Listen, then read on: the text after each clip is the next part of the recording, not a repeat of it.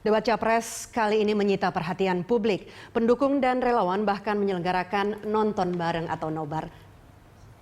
Tapi sebelum itu kita lanjutkan dialog dengan kedua narasumber di sini, Prof. Cipta dan Bang Don Bosco. Prof, nah ini balik lagi ini prediksi soal nanti malam ya. Kita masih sedikit mengira-ngira. Nah, tim Jokowi mengatakan bahwa akan ada yang berbeda dari penampilan Jokowi di sesi pertama. Kira-kira dengan karakter Jokowi itu apa yang akan berbeda, Prof? Iya, dia mesti menunjukkan PD-nya yang tinggi, self confidence. Ibarat main bola gitu ya. Dia harus bisa main di kiri, kanan, macam-macam.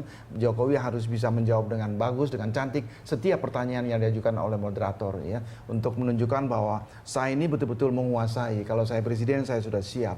Itu penting sekali ya. Tentu dengan gaya Jokowi yang asli, gaya komunikasi yang merakyat gitu ya. Nggak apa-apa. Orang bicara itu nggak perlu dengan emosi macam-macam itu.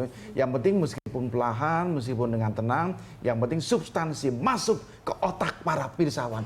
Itu yang paling penting sekali. Artinya pilihan kata juga menjadi penting. Iya, sangat selain penting. juga Iya. substansi yang akan disampaikan. Betul, gitu iya. ya. Pilihan kata dan non-verbal. Dan bahasa tubuh yang dikatakan Bang Don tadi. Itu penting sekali. Di sini saya kira Jokowi kuat, saya kira. Ya, itu tentu berlaku untuk kedua capres gitu, Bang Don. Kira-kira kalau prediksi Anda, apakah performance Prabowo malam ini akan melakukan gerakan ofensif atau bagaimana? Saya menduga dia akan melakukan itu. Kenapa dia melakukan itu? Supaya rebound terhadap debat yang pertama.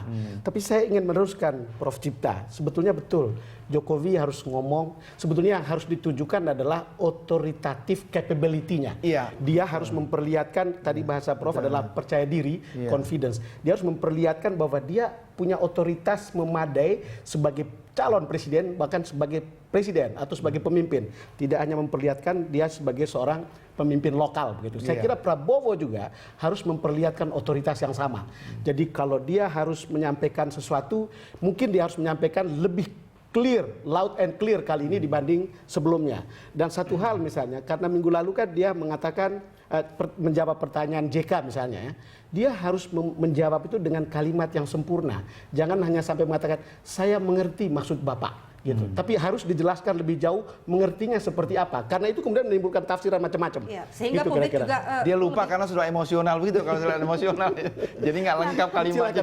Tapi kemudian juga kita bisa melihat bahwa kedua capres nomor urut 1 dan nomor urut 2 belum pernah satu kali pun menjadi orang nomor 1 di negeri ini. Ini beda saat 2009 SBY periode kedua melakukan debat dengan pasangan capres dan cawapres yang lain begitu. Nah, ini kan betul-betul belum punya kita belum punya pengalaman atau track record mereka begitu. Kita belum bisa lihat. Tapi minimal Jokowi sudah punya track record juga minimal gitu ya. Tapi tidak di tingkat nasional. Tahu tingkat nasional. Sedangkan Pak Prabowo ini kan di pemerintahan boleh bilang belum pernah gitu ya. Nah, di sini saya setuju dengan Pak Don bahwa mestinya Pak Prabowo ini penampilannya mesti jauh lebih hebat, lebih unggul gitu ya, meyakinkan kepada rakyat Indonesia. Walaupun saya belum pernah duduk di pemerintahan, tapi saya mampu mengatasi semua masalah ekonomi misal begitu ya. Dia mesti lebih hebat PD-nya gitu untuk debat yang kedua ini menurut saya. Nah, kalau mesti lebih hebat PD-nya itu kira-kira menurut Bang Don akan sama PD kah mereka berdua? Toolsnya sebetulnya sama. Ketika orang menghadiri debat, rumusannya satu, listen correctly, answer properly. Jadi itu aja rumusnya. Ketika orang memakai rumus itu, maka seluruh elemen kalau dia jalankan dengan benar, mestinya dia akan secara wording maupun gestur dia akan menguasai itu.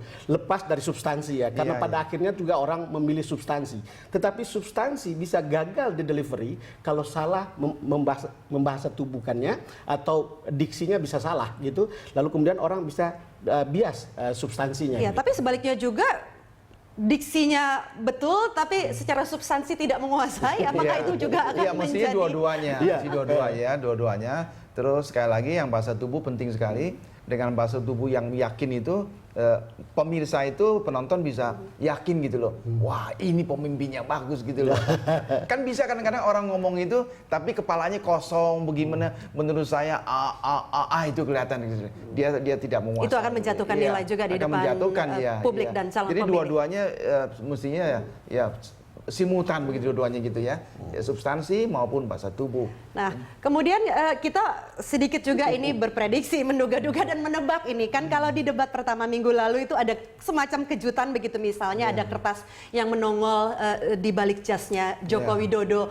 Nah, terlepas apakah itu ketidaksengajaan atau gimmick begitu, akankah kemudian ada lagi kejutan-kejutan Saya yang mengharapkan mungkin itu tidak terjadi lagi. Saya mengharapkan, sebab kalau itu kelihatan itu menandakan yang bersangkutan kurang menguasai gitu loh. Ya, saya tapi kira. kan boleh dong Prof bawa kertas untuk mencatat. Sekali-sekali boleh saja. Yang penting macam-macam gitu kan boleh juga. Baca sedikit boleh gitu kan. Ya, ibarat kalau orang ngajar itu, kalau kita kemukakan teori ya kita bacakan gitu ya. Kalau sering-sering itu tidak bagus, menandakan bahwa ini orang tidak menguasai gitu.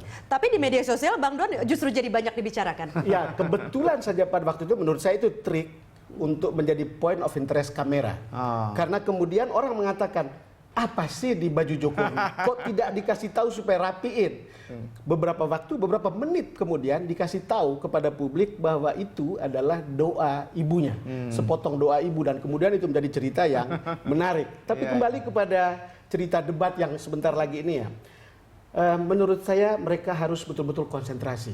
Saya ingat ada cerita ketika debat antara George Bush senior dengan Clinton tahun 92. Seorang audiens menanyakan, Marissa Hall namanya, menanyakan tentang apa dampak langsung dari utang Amerika terhadap kehidupan pribadi Anda. Tanya. Pada saat dia tanya begitu, George Bush senior lagi melihat jam tangannya. Dan dia tidak bisa menjawab itu dengan akurat kepada orang yang memberikan pertanyaan.